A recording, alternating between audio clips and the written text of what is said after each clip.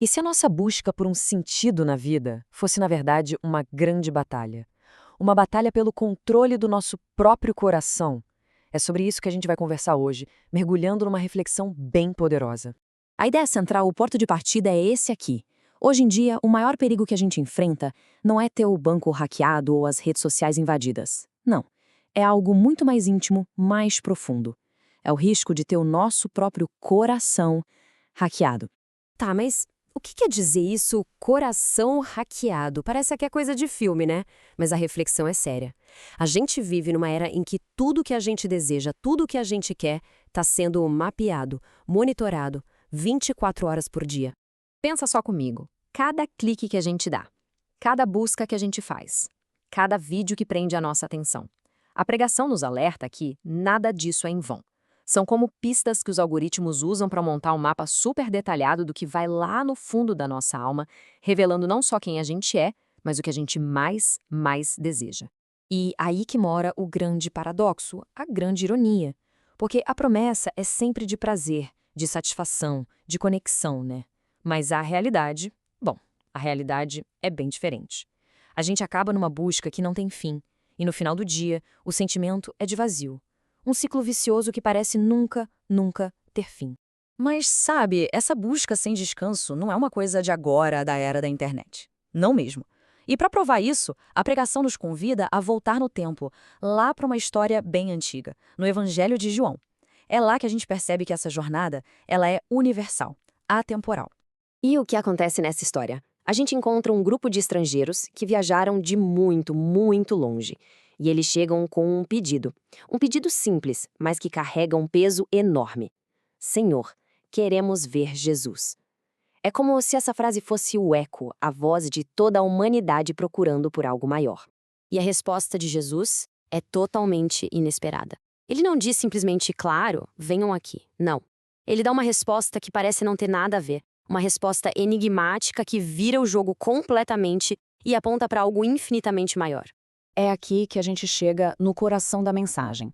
A tal glória que Jesus fala não é sobre poder, sobre status, sobre ser famoso. Nada disso. É uma glória de um tipo totalmente diferente. E para a gente entender, a pregação usa uma imagem muito simples, que vem da agricultura, da terra.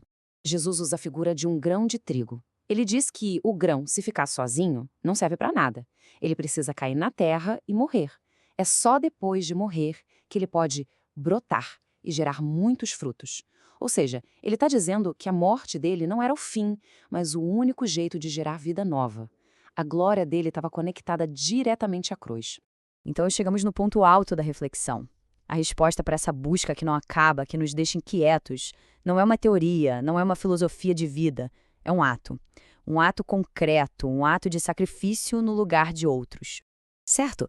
Mas como é que um evento que aconteceu há 2000 anos pode resolver um problema tão moderno como o coração hackeado?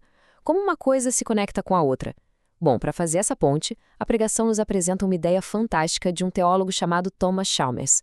A sacada dele é a seguinte, e é genial. Você não consegue simplesmente apagar um desejo à força.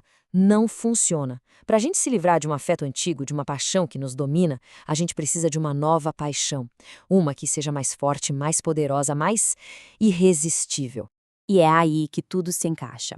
Essa é a solução para o coração hackeado. A mensagem defende que a única nova paixão forte o suficiente para expulsar todos esses outros desejos que nos manipulam é a visão do que Cristo fez na cruz. Contemplar aquele amor, aquele sacrifício, é o que tem o poder de quebrar o ciclo. E com isso, a gente caminha para o grande final. Para a resolução dessa busca que, no fundo, todo mundo tem dentro de si. Quando a gente é verdadeiramente cativado por essa nova paixão, por esse novo afeto, aquela busca inquieta, aquela corrida sem fim alimentada pelos algoritmos, ela finalmente chega ao fim. A gente encontra descanso, encontra paz.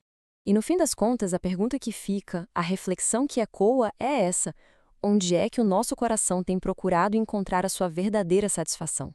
Toda essa nossa conversa de hoje foi inspirada numa mensagem da Igreja Presbiteriana de Vila Rubens. E se essa reflexão tocou o seu coração e você quiser saber mais, fica aqui um convite especial. Venha nos visitar. Estamos na rua José Dias Coelho, número 331, em Vila Rubens. Todos os domingos temos a nossa escola bíblica às 9 da manhã e o culto de adoração às 7 da noite. Que Deus abençoe muito a sua semana.